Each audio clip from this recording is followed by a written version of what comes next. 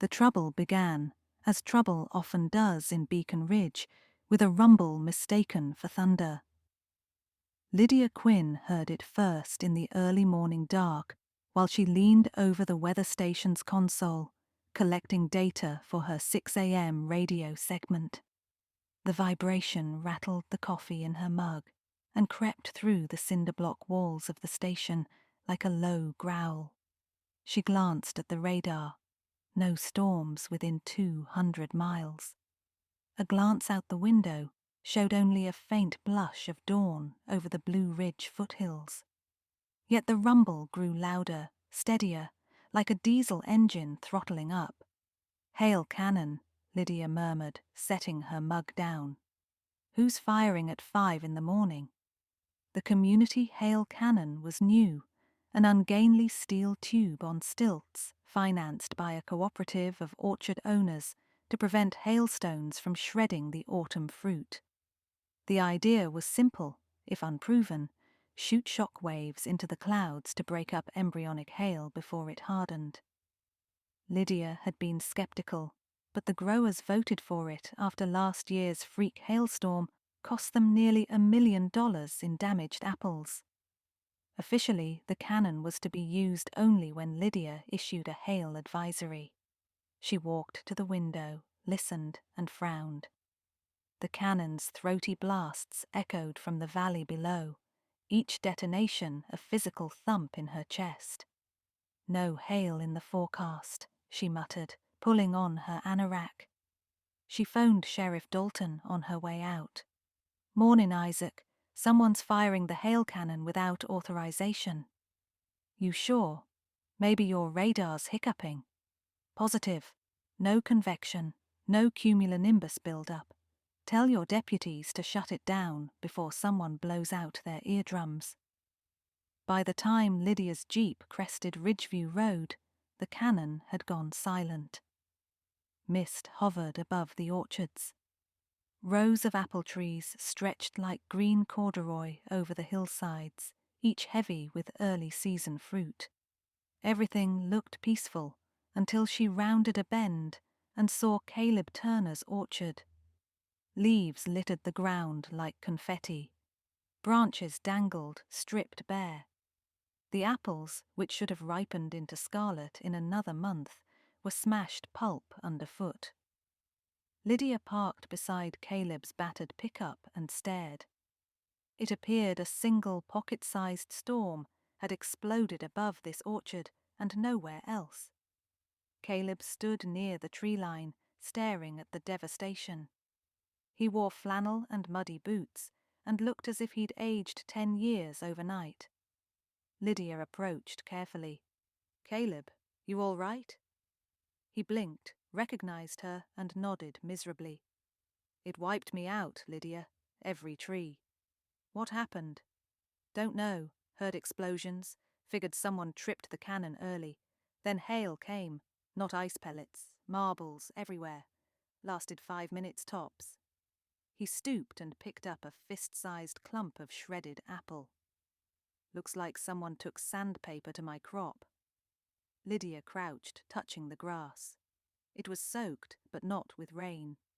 Instead, she found hailstones, odd, cloudy ones, no larger than peas, melting into the soil. Too small to cause this damage, she thought. Something was off. Sheriff Dalton arrived, rubbing sleep from his eyes while his deputy collected hailstones in evidence bags. Together, they surveyed the orchard's perimeter. No other property reported damage, not even the adjoining rows belonging to Caleb's cousin 200 yards away. One orchard, one hail burst.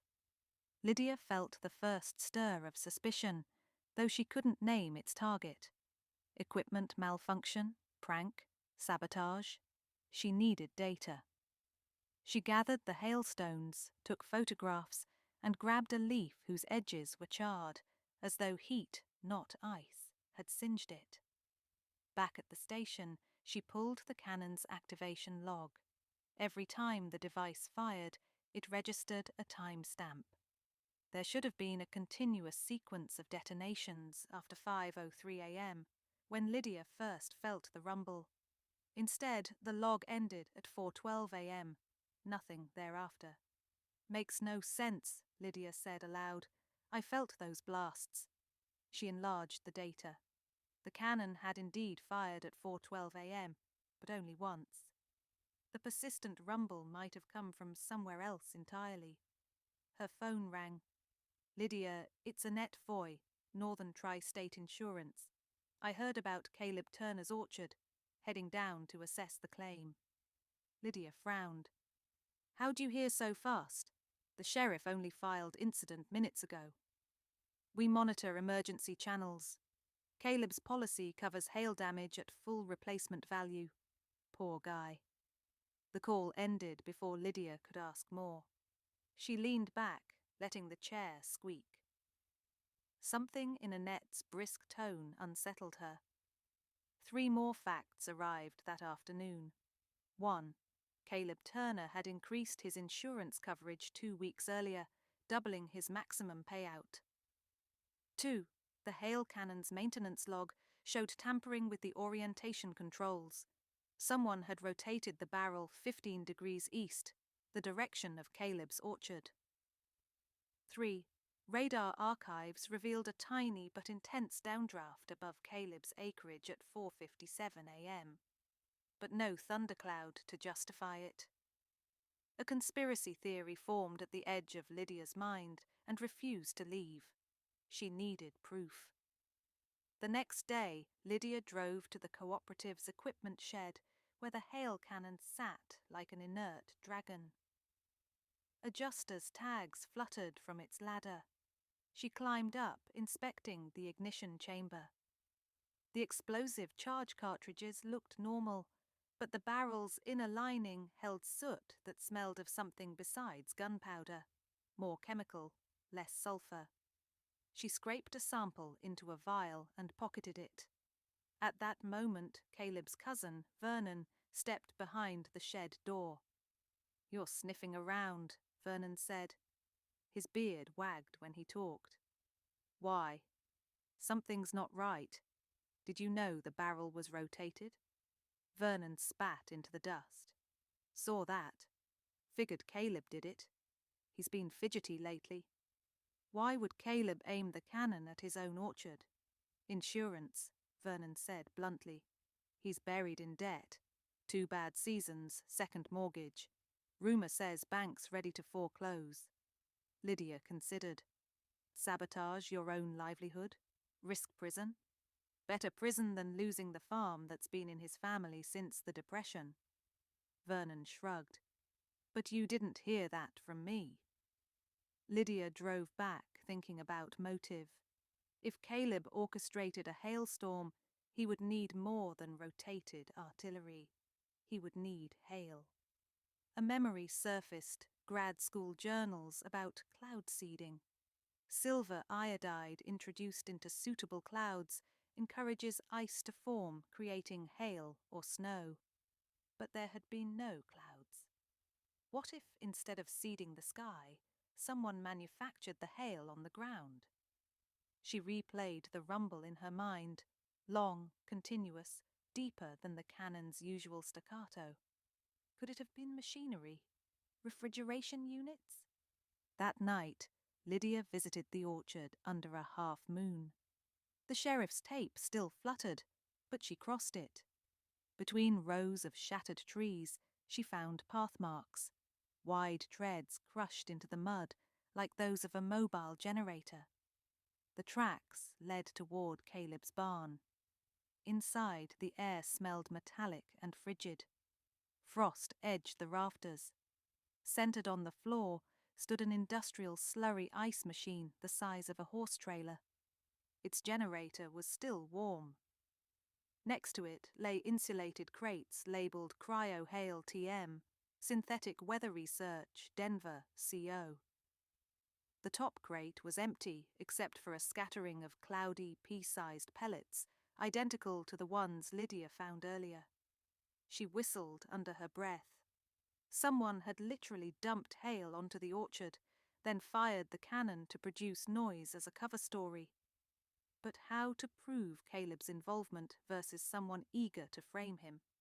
And where did Annette Foy fit in? The barn door creaked. Lydia ducked behind the ice machine. Footsteps entered. 2 sets. Voices. "Told you we should have hauled it out yesterday." "That meteorologist's poking around," replied a woman, Annette. "We move the rig tonight, dump it in the quarry, and we're in the clear." "And the pellets?" "Leave no trace. Insurance pays you Friday. Then you pay me." Lydia's pulse thundered. So Caleb and Annette were partners. She peered around the machine. Annette wore jeans and a leather jacket, flashlight clenched between teeth while she coiled extension cords. Caleb wrestled with a pallet jack, sliding the ice machine onto it. Lydia pulled out her phone and began recording. The shuffle of boots masked the faint chirp as the camera activated. She captured Caleb saying, "I'll split 50-50, just like we agreed." Lydia texted Sheriff Dalton her GPS pin. Then she pocketed the phone, too fast, and it slipped, clanging against the metal housing. "What was that?" Annette swung the flashlight. Lydia bolted through a side door into the orchard. Branches slapped her face. Behind, Caleb shouted, "Stop!" She sprinted downhill toward the dirt road. The moon disappeared behind clouds, turning the rows into black tunnels.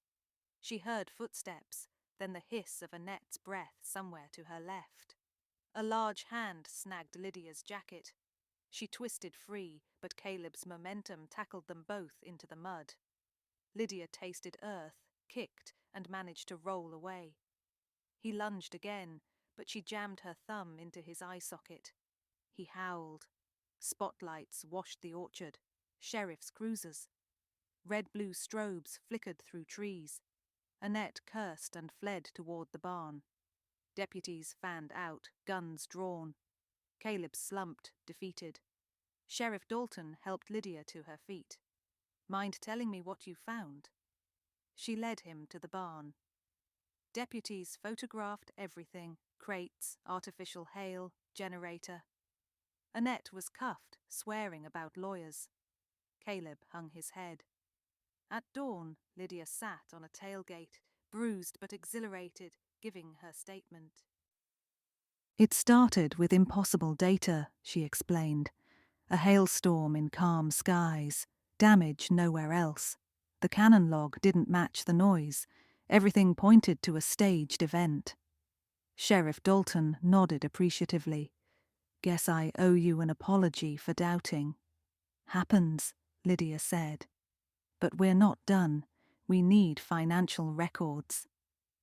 Within 48 hours, investigators uncovered the scheme. Caleb's orchards were leveraged to the hilt. Annette Foy, formerly an adjuster with spotless credentials, had a gambling debt and saw an opportunity. She suggested Caleb buy the cryo-hail pellets, originally designed for climate research, and rent an ice machine from a refrigeration wholesaler in Asheville. Together, they planned to blanket the orchard with synthetic hail, claim a freak microburst, and split the insurance payout of $600,000. The cannon would be aimed deliberately, fired once for a timestamp. Then they would run a looped recording of detonations over loudspeakers to mask the ice dump. They missed one variable: Lydia's early presence at the station and her trained ear. The sonic profile of their recording contained distortions, longer reverberations than real blasts, which nagged at her subconscious. That and the charred leaf, scorched by the generator's exhaust, convinced her the catastrophe began on the ground, not the sky. The county prosecutor charged Caleb and Annette with insurance fraud, conspiracy, and environmental damage. They pleaded guilty in exchange for reduced sentences, Caleb citing desperation, Annette greed. The judge ordered restitution and community service replanting the trees they'd destroyed. A week after the trial, Lydia stood where the destroyed orchard had been cleared. Bulldozers hauled away dead trunks, while volunteers planted new saplings in neat rows. Caleb worked silently, thinner and older, his orange jumpsuit contrasting the bright leaves. Lydia approached him.